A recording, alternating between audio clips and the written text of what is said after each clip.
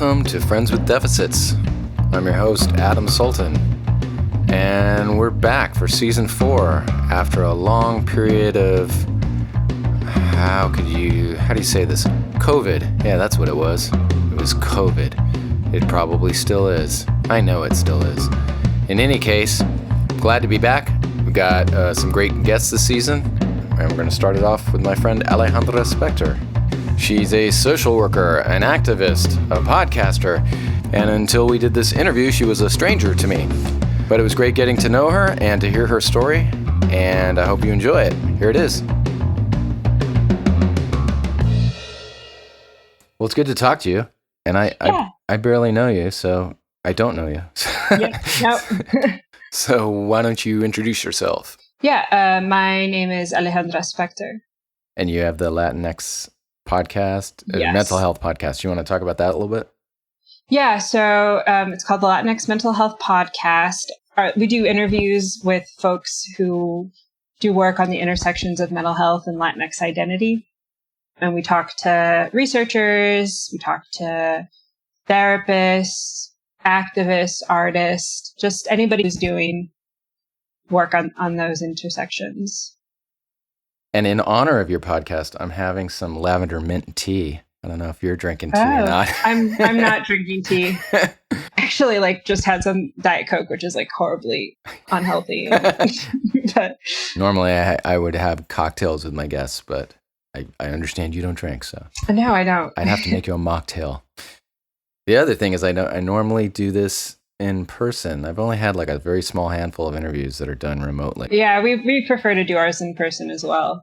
Have you switched over since COVID to? We did one episode that is yet to come out, but we're talking about doing our next season on Zoom. It's an interesting challenge. It's an interesting time to be alive, isn't it? Yeah. How are you holding up? I'm okay. I live in Austin, but I came out to El Paso to quarantine with my family, which is really, it's interesting. I'm 31 years old and I've been out of the house basically since I was 18. And so living with my parents right now, my parents are great people. They're both really interesting people, but it definitely feels very adolescent. Why did you need to quarantine with them? I own my condo in Austin, but it's pretty small and I don't have any outdoor space. And I also have some health issues. I have, they don't know exactly what it is. I've been told it's kind of like lupus and rheumatoid arthritis. And I just was having a hard time since I can't do my physical therapy and massage and all the things I do to stay well. Do you work remotely? Mm-hmm. Yeah, I'm a social worker. I work with an organization called Austin Community Law Center. I'm just on CPS cases, so I work with parents who are trying to get their kids back. And I also do anti-racism consulting. So right now I'm doing a gig in town, just training. It's a group of therapists who want their practice to be more equitable, less racist. And I'm starting to teach classes on anti-racism for helping professionals. So I'm doing all of those things. That's great. Yeah, it's something I had put on the back burner. And then when things just exploded the way they recently did, I decided that it was time to actually start doing this work for real, not just talk about it. Before I worked with refugees and asylum seekers. What's the climate like where you're at now in El Paso? The weather, the political climate. Political and weather. Well, it's hot as fuck. It's 300 degrees and dry. It's a dry heat. Yeah. I'm not super plugged in here. Everything's virtual right now, right? So I still feel like I'm kind of in Austin. My dad's an immigration attorney who specialized in asylum law. And I know that it's a mess. The asylum process is a mess.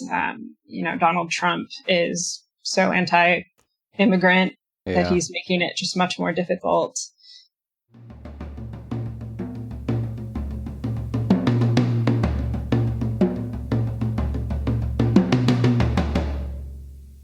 You mentioned this, what they can't figure out that sounds like lupus. Is this what you referred to as an autoimmune disease?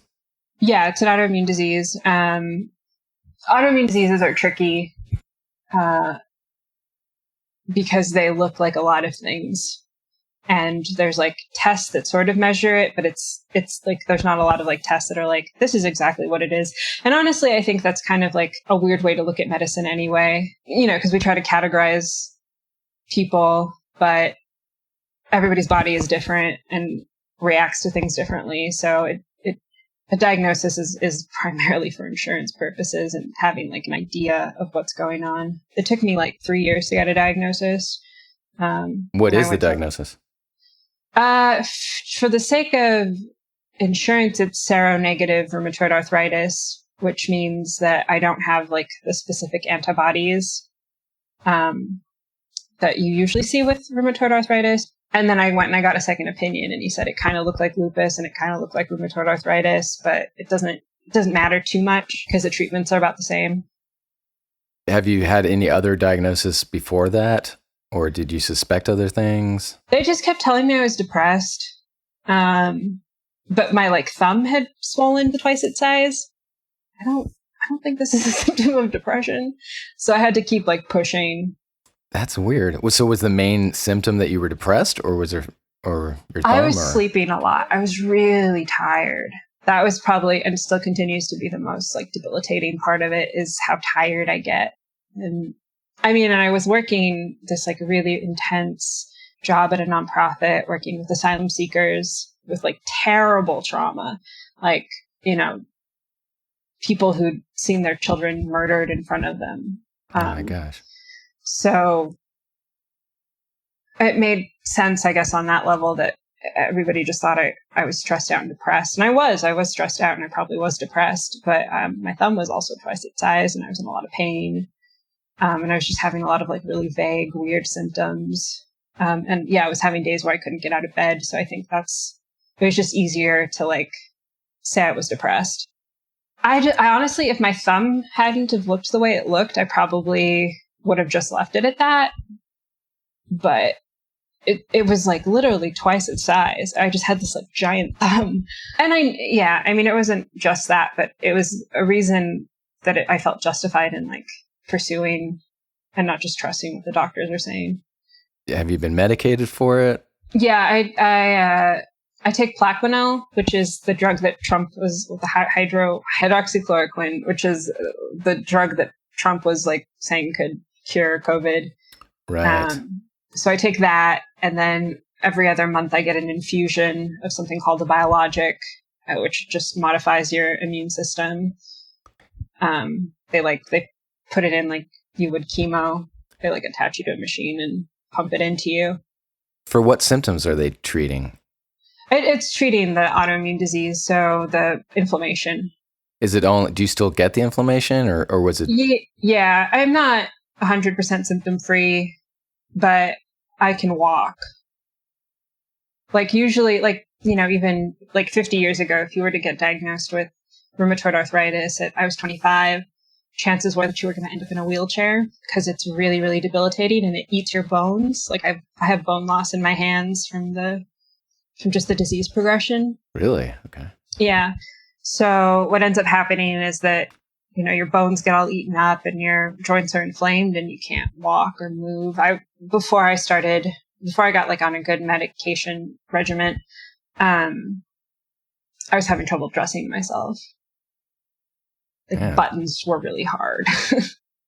Wow. Was it mainly in your hands? Yeah. And for me, it's in my hands, it's in my knees, and in my feet and ankles the most. And then I just get like weird body pain all over, like muscle soreness and stuff. Yeah, it's really painful. Man, I'm sorry. How long did you say you had that? Like 6 years? 7 years? Wow. I was diagnosed right before I turned 26. Do you think it was correlated to or at least the timing of it, to the work that you were doing? Like maybe a stress onset? Yeah, I think so. I've thought about that a lot. I think I probably would have always gotten it. I don't think I would have gotten it at 25 if there weren't so much. Like it was really traumatic. And then I got death threats. My family got death threats for the work we were doing. It was a lot. I started working for them when I was like 23, 22. Still basically a kid in a lot of ways. You got death threats, you and your family? Yeah. From the Mexican military, we think. I guess I can give like a little sort of overview of like the political situation. In 2006, the president of Mexico declared a war on drugs. And, you know, like the war on drugs here, it does the opposite of what it's intended to do and just unleashes all of this violence on the population. And so as that was going on, violence was progressing, or there was just more violence. And then, much like we're seeing right now here, which is really scary to me, and I feel like I've been through this movie before. I know how it ends. Basically, the Mexican military was unleashed on the citizens to like uphold law and order. But what ends up happening is that it just causes more violence. The government is corrupt. There's a lot of impunity, and so the military was unleashed in these cities. And in 2009, it came to the state of Chihuahua, which is right on the border with El Paso. And after that, it was just like chaos. And it was like, there's a lot of stuff about turf wars, right? Because like the government in a lot of ways is complicit in basically like drug cartel stuff. Like the government turns a blind eye, and these, you know, cartel leaders are bringing in tons of money and they have tons of power. And so this law and order that was supposedly supposed to come from the military was the opposite. They were just like unleashed upon the civilians, and they also weren't well funded. So they would like break into people's houses and like eat their food. And so a lot of these towns where this happened, like their populations decreased dramatically due to like just massive killings and then massive like exodus from these villages. And one of the towns, which is like right outside of Ciudad Juarez. So Ciudad Juarez and El Paso are like sister cities. They're right next to each other. It's a big metropolis of about 2 million if you count both. But there's all of these like little like kind of sleepy communities on the outskirts. And one of these communities, Guadalupe, it's a small town. It went from 20,000 to 2,000 in a matter of months. And that town is where my family's from, or at least my father's family's from. And so my dad won the first political asylum case for a Mexican in the 90s, and realized like as this was going on that he was like especially equipped to respond. And so he started doing political asylum for activists first, and then reporters and small business owners who were being extorted. And part of which is not usual for an asylum lawyer, part of his strategy was public outcry and basically like helping people continue their activism while they were seeking asylum. And people didn't like that because he was speaking out and unveiling, you know, the corruption and the impunity of the Mexican government, how they were complicit in what was going on. He coined the phrase authorized crime, or I don't know if he coined it, he popularized it, I guess, in the region. I hadn't heard anybody else use it, but just that this wasn't organized crime. It was authorized crime, authorized by the government. Right. Wow. So he was making a lot of noise. And now more people are making noise. The situation has like more people are handling it. But at the time, there weren't a lot of people speaking out. And so one day, as he's opening up his office, a truck rolls up and they point a gun at him and they tell him to like shut up, basically. And then they mentioned me. I was living in Brazil at the time. And they were like, "We know you have a daughter who's living out of the country. Shut up," you know. Did you find out about this when you were in Brazil? Like, did he tell you right away? Or? Yeah, I think that, they hesitated, but if they would, I needed to know, right? I needed to know to watch my back. Did anyone confront you directly? No. What did he do at that point? Did he get any quieter? No, Man. He didn't. Both of my parents are activists and always have been. But there is like a price you pay for choosing the right thing, right? Yeah. It's a sacrifice. But they weren't going to back down. And not too long after I came back from Brazil, I was finishing up my college career. As soon as I finished, I went and I worked with them. I did all of their outreach. When I stopped working for them, I decided that I was going to go to grad school because that seemed less stressful, which I don't know if that was true, but it took me a really long time to finish. But I got sick after my first semester of grad school. That's when I got my diagnosis. So it was a trip. Have you been affected by COVID? Other than I'm a person with higher risk. Right. Have you been tested? Yeah, I was tested. People complain about how uncomfortable it is, but I think if you like live with constant pain, it didn't feel too bad to me. But is that, you mean like the nasal swab? Yeah. Thing? Yeah, I'm totally terrified of that. Have you had an antibody test? No, I haven't had one of those. I haven't gotten sick. I can't remember I got chicken pox last year. That was the only time I can remember getting sick recently. Chicken pox? Yeah. Wow. I was volunteering at the Hutto Detention Center, the Immigration Detention Center for Women.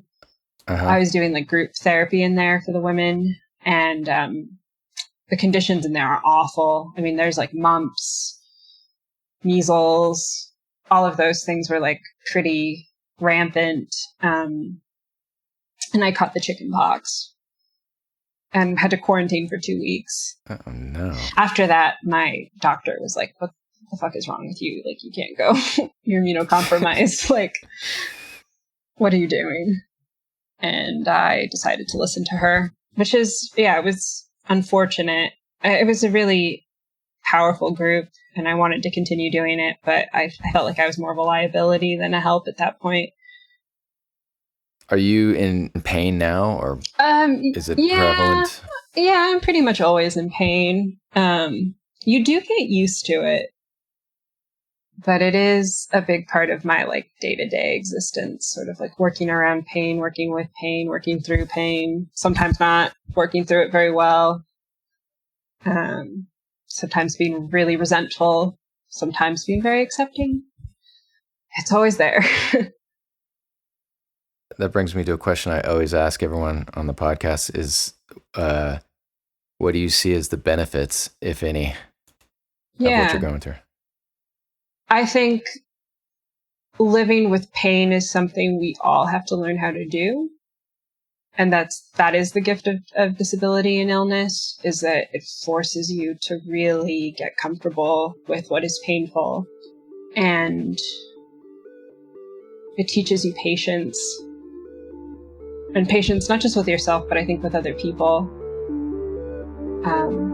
For me, my condition is invisible. People don't know that I'm living with pain every day, or that it, takes that much more to sort of just like get through the day. And it's just a reminder that everybody's, like, as cheesy as that sounds, I hate how cheesy it sounds, but, I think you become aware of how much like people are going through that you can't see. My condition isn't like terminal, other than the fact that I'm human, and that condition is terminal, but it does sort of, you're like aware of like the frailty of the human body and aware of how fallible you are. And it makes you, think about life and death a lot more. I think about death a lot. Like it's like kind of a running joke amongst my inner circle of friends and family. What was it? Somebody told me I could find a rain cloud in every rainbow. I thought I was like, oh, that, ouch. But yeah, though, it's really true. So yeah, the joke is that I'm like very dark. I do think that having a relationship with death does make our life more meaningful.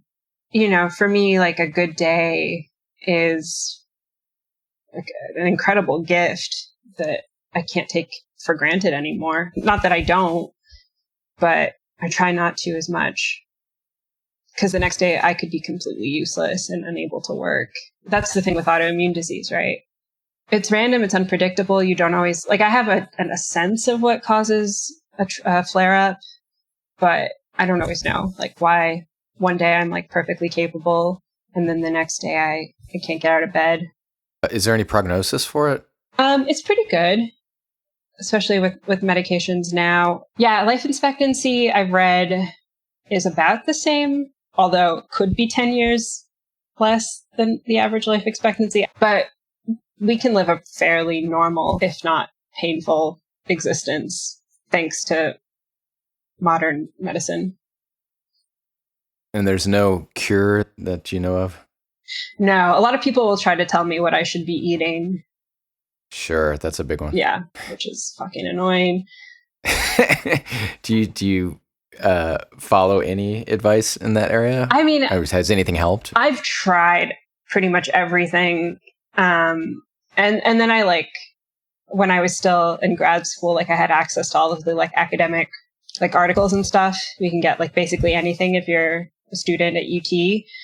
And I, like, looked up, like, diets for, what's been peer reviewed. And the only thing that they said worked for rheumatoid arthritis was fasting, which they didn't recommend because you will die if you don't eat. So is that pretty much what you branded as, is rheumatoid arthritis? Yeah. I mean, my like, maybe it's not that diagnosis came a lot later. I forgot the name of the other diagnosis. Oh, seronegative RA. Yeah, that. Yeah. Just that you don't have the specific antibodies, which happens in about 20% of cases of RA. But that also means it could be something completely different. Do the symptoms morph and change, or is it just a matter of the frequency of them or intensity of them? Well, I think it just depends on the person. For me, it's been pretty steady. It gets harder the older you get. Not that I'm old, but I'm not 25 anymore. And so I don't know if some of it's just like the wear and tear of time. Have you felt a difference? I felt a difference. Right now I feel pretty okay. But for the last couple of years, it's been really hard. Like, I've had periods where I can't work. Has the work been hard as well? Like, has it correlated with, like, your stress levels? Yeah, stress is a major contributor to flare-ups, which is really annoying when my work is, like, inherently really stressful, and I'm a social worker, so there's just no way to not be stressed out. But I've had periods where I, like, basically can't work. I tried to get on disability at one point, but I went to an attorney and they were like, it's going to be pretty impossible for you to get it if you're under 50 and not, like, completely bedbound.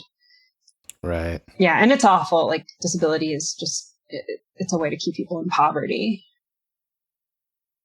You can't have more than, like, $2,000 in savings. Really? Yeah. I didn't know. Even worse than that, it's like you can't have more than $2,000 in assets, but you can own your house. That's promising, at least. Yeah, and if you get married, you'll lose it. No, it's really, really awful system we have. I hope we learn to improve it somehow. Yeah, we'll see. Well, is there any other things you want to touch on or say, or? Yeah, I don't know. I'm in recovery. I'm an alcoholic. That was fun. How long have you been in recovery? Not very long. I mean, I've, like, tried to get sober on and off for, like, a decade, but it's, I think, finally sticking. It's been less than a year. How's the path of recovery for you? Oh, it's kind of awful. Getting sober is really weird. I think especially, well, I don't know. I can't speak for anybody else. But I started using really young. And now I'm, like, an adult. And it's sort of like you didn't learn how to do anything your entire life. Like, you don't know how to do anything human. That doesn't sound like you from what you described. Maybe not. It feels like it, though. It's okay. It's like It's like all of a sudden you have hands and you're like, what do I do with these? What is this adulting? Was it affecting your work and life? Because it sounds like you've been really busy. I don't know if that's... It does sound like that, doesn't it? I don't... Yeah. I don't know. I felt that I was like such a hot mess, but I managed to do a lot. Do you have hot mess corroborators? Or I think so. I think so. I was very good at hiding it for a time, and then I wasn't. And that's kind of how it is with alcoholism. I think you're like, it's really fine until it's not. When I was working for that organization doing the political asylum, I worked with a lot of reporters and attorneys, and they're all alcoholics. So that was fine. Like, especially reporters. I worked with a lot of journalists. But then, like, once I got into grad school, it started to be a problem. It took me 5 years to get through grad school. Because of alcoholism? It was a contributing factor. I mean, it was also because I got really sick, which wasn't helped by alcoholism. It was weird. Like, I think I was using it for pain management a little bit, but then it made the inflammation worse. So it was just this, like, really kind of awful cycle. Did going sober help with pain management? Sometimes. I don't know. I actually don't know how to answer that, because I'm still in a good amount of pain, but maybe it's less pain. I don't know. I was high, so sometimes it's hard to remember. Did you take drugs too, or was it just alcohol? Drugs too. I would take anything, really. I was kind of an equal opportunity user, but alcohol was like my main thing, just because it's easy. I was a lazy drug addict. How did you finally decide to become sober? Other people were getting sick of my shit. Was there an intervention? No, I would have died if there was an intervention. I mean, it was like a bunch of mini interventions, just friends kind of taking me aside, and my family. I have a lot of really good people in my corner. So I don't know what I would have done if they had like staged an intervention. I would have been pretty pissed. Yeah, for me, it was less the like, you're going to kill yourself, and more about like, this is impacting my ability to have a relationship with you. It was people setting boundaries. Were you in relationships at the time? Like, you mean like a... I meant like a romantic relationship. Oh, no. Yeah. Thank God, no.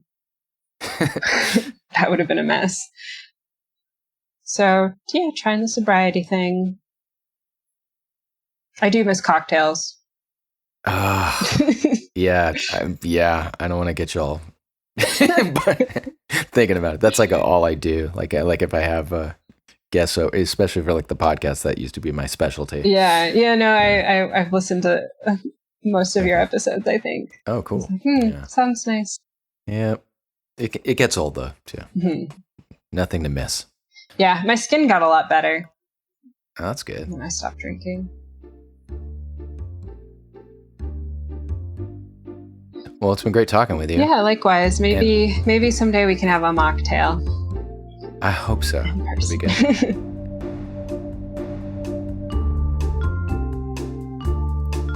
All right. Well, thanks for listening, and thanks to my guest, Alejandra Spector.